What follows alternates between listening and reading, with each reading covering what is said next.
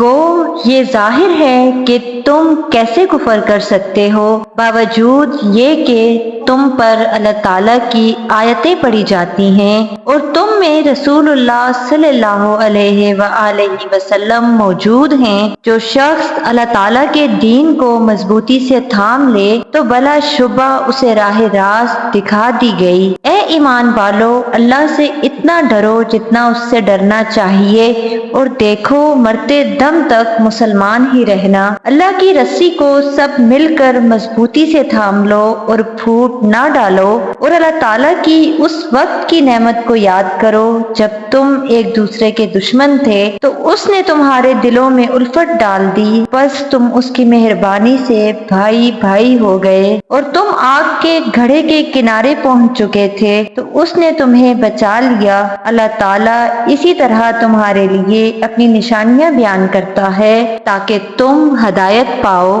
تم میں سے ایک جماعت ایسی ہونی چاہیے جو بھلائی کی طرف بلائے اور نیک کاموں کا حکم کرے اور برے کاموں سے روکے، یہی لوگ فلاح و نجات پانے والے ہیں۔ تم ان لوگوں کی طرح نہ ہو جانا جنہوں نے اپنے پاس روشن دلیلیں آ جانے کے بعد بھی تفرقہ ڈالا اور اختلاف کیا۔ انہی لوگوں کے لیے بڑا عذاب ہے جس دن بعض چہرے سفید ہوں گے اور بعض سیاہ چہرے والوں سے کہا جائے گا کہ کیا تم نے ایمان لانے کے بعد کفر کیا؟ اب اپنے کفر کا مزہ چکھو، اور سفید چہرے والے اللہ تعالیٰ کی رحمت میں داخل ہوں گے اور اس میں ہمیشہ رہیں گے۔ اے نبی، ہم ان حقانی آیتوں کی تلاوت آپ پر کر رہے ہیں اور اللہ تعالیٰ کا ارادہ لوگوں پر ظلم کرنے کا نہیں۔ تم بہترین امت ہو جو لوگوں کے لیے پیدا کی گئی ہے کہ تم نیک باتوں کا حکم کرتے ہو اور بری باتوں سے روکتے ہو اور اللہ تعالیٰ پر ایمان رکھتے ہو۔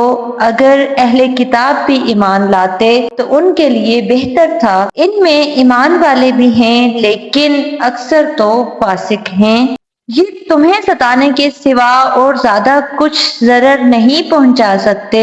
اگر لڑائی کا موقع آ جائے تو پیٹھ پھیر لیں گے، پھر مدد نہ کیے جائیں گے۔ ان پر ہر جگہ ذلت کی مار پڑی، الا یہ کہ اللہ تعالیٰ کی یا لوگوں کی پناہ میں ہوں، یہ غضب الہی کے مستحق ہو گئے اور ان پر فقیری ڈال دی گئی۔ یہ اس لیے کہ یہ لوگ اللہ تعالیٰ کی آیتوں سے کفر کرتے تھے۔ یہ بدلہ ہے ان کی نافرمانیوں اور زیادتیوں کا۔ یہ سارے کے سارے یکساں نہیں بلکہ ان اہل کتاب میں ایک جماعت حق پر قائم رہنے والی بھی ہے جو راتوں کے وقت بھی کلام اللہ کی تلاوت کرتے ہیں اور سجدے بھی کرتے ہیں۔ یہ اللہ تعالیٰ پر اور قیامت کے دن پر ایمان رکھتے ہیں، بھلائیوں کا حکم کرتے ہیں اور برائیوں سے روکتے ہیں اور بھلائی کے کاموں میں جلدی کرتے ہیں، یہ نیک بخت لوگوں میں سے ہیں۔ یہ جو کچھ بھی بھلائیاں کریں ان کی ناقدری نہ کی جائے گی اور اللہ پرہیزگاروں کو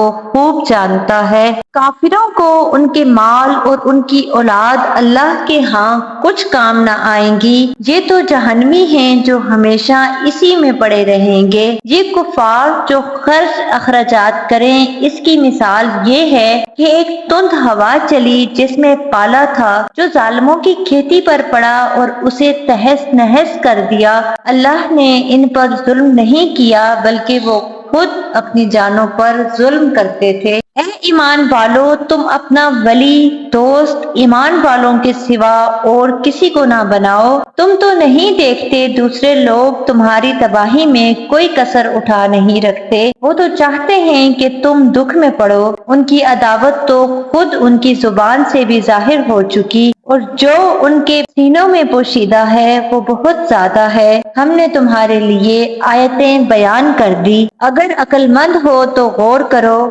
ہاں، تم تو انہیں چاہتے ہو اور وہ تم سے محبت نہیں رکھتے۔ تم پوری کتاب کو مانتے ہو، وہ نہیں مانتے، پھر محبت کیسی؟ یہ تمہارے سامنے تو اپنے ایمان کا اقرار کرتے ہیں لیکن تنہائی میں مارے غصے کے انگلیاں چباتے ہیں۔ کہہ دو کہ اپنے غصے میں ہی مر جاؤ، اللہ تعالیٰ دلوں کے راز بخوبی جانتا ہے۔ تمہیں اگر بھلائی ملے تو یہ نہ خوش ہوتے ہیں، ہاں اگر برائی پہنچے تو خوش ہوتے ہیں۔ تم اگر صبر کرو اور پرہیزگاری کرو تو ان کا مکر ڈر تمہیں کچھ نقصان نہ دے گا۔ اللہ تعالیٰ نے ان کے اعمال کا احاطہ کر رکھا ہے۔